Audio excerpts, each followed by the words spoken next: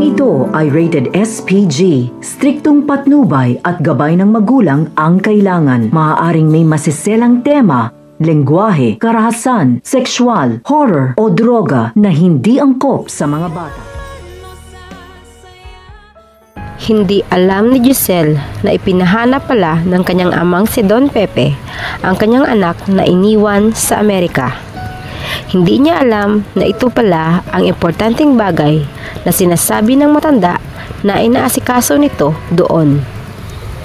Alam kasi ng matanda na ito lamang ang magpapapasaya kay Giselle at ito lamang ang bagay na hiling nito. Kaya lahat ng paraan ay ginawa nito para mahanap ang kanyang isa pang apo. Ngunit hindi na ito nakasunod sa Amerika dahil nga sa nangyari sa kanya. At ang kanyang tauhan na lamang ang nagpaliwanag tungkol sa sitwasyon ng kanyang lolo. Mabilis namang nahulog ang loob ni Justine sa kanyang lolo kahit hindi pa ito nakita ng personal dahil naramdaman niyang mahal siya ng kanyang lolo at ipinahanap pa talaga siya.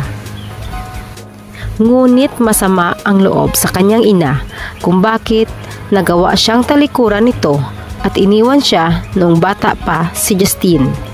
At hindi naiwasang hiniling ni Justine na sana ay si Giselle na lang ang nasa sitwasyon ni Don Pepe.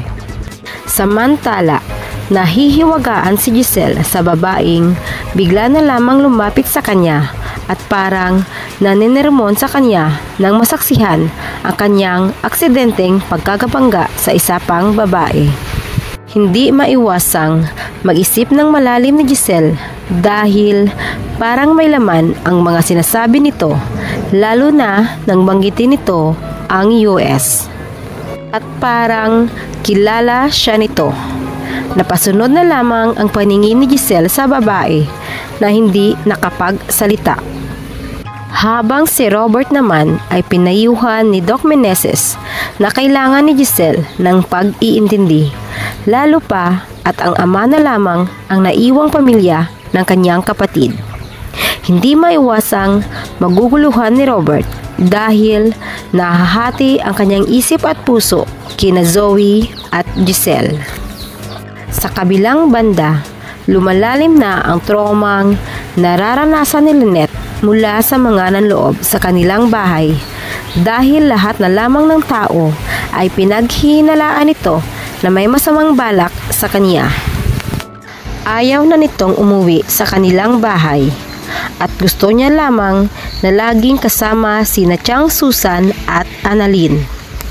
Hindi naman malaman ni Carlos ang gagawin, lalo pa at ayaw ni Lynette na magpatingin sa espesyalista at ipinagkakaila ng babae na may sakit siya.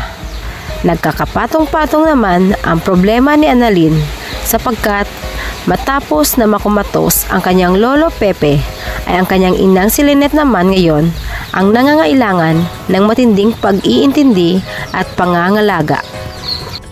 Makikilala na kaya ni Giselle ang kanyang anak na matagal na niyang hinahanap?